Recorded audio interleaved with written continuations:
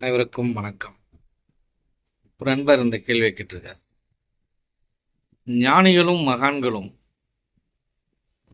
நிறைய விஷயங்களை ரகசியமாக வைத்ததும் மறைப்பொருளாக வைத்ததற்கான காரணம் என்ன அப்படின்னு கேட்டிருக்கார். இப்ப ஏன் இதை சித்தர்களும் மகான்களும் ஒவ்வொரு விஷயத்தையும் ரகசியமாகவும் மறைப்பொருளாகவும் வைத்தார்கள் என்றால், அந்த காலம் தொட்டு இந்த காலம் வரை அரக்கர்கள், தவறானவர்கள்,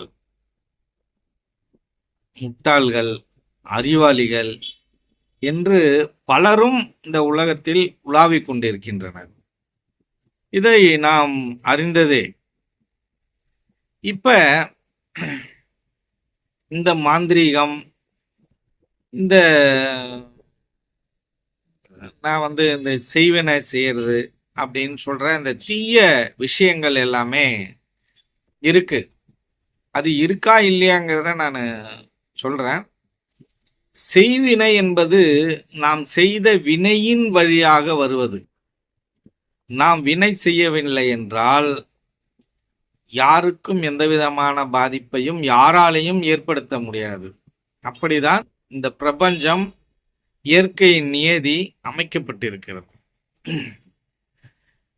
ஆகவே ஏன் அவர்கள் மறைத்தார்கள் என்றால், இந்த தவறான மனிதர்களுக்கு இது சென்று விட்டால் என்ன நடக்கும்? ஒரு மனிதனுக்கு சக்தி நிலையில் அவன் உயர்ந்து விட்டான், அவன் நினைத்தால் எது வேண்டுமானாலும் செய்யலாம் என்ற ஒரு சக்தி நிலையில் அவன் தவம் இருந்து பெற்று விடுவான். பெற்றுவிட்டால் என்ன நடக்கும்? நீங்க சினிமாவில், டிவிலெல்லாம் பார்த்துருப்பீங்க. இந்த அரக்கர்கள்லாம் கடுமையாக தவம் பண்ணுவாங்க. நல்லவர்களை விட கெட்டவர்கள் ரொம்ப தீவிரமாக தவம் பண்ணுவாங்க.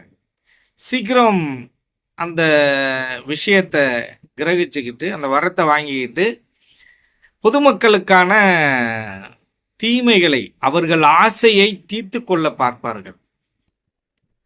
இதன் காரணமாக, ஆனால் அவர்கள் அவர்களோட நோக்கம் ஒன்றாய் இருக்கும் பொழுது தீவிரமாக செயல்படுவார்கள். ஆனால் அவர்கள் குறுகிய காலகட்டத்தில் தான் முன்னேற வேண்டும் என்று நினைப்பவர்கள். ஆனால் நல்லவர்கள் அப்படி அல்ல. அவர்கள் எல்லாவற்றையும் பொறுமையாக கையாள்வதும் பொறுமையாக வாழ்வதும் இப்படி இருப்பவர்கள். இவர்கள் அந்த கலையை கற்றுக்கொண்டு வாழ்வதற்காகவும்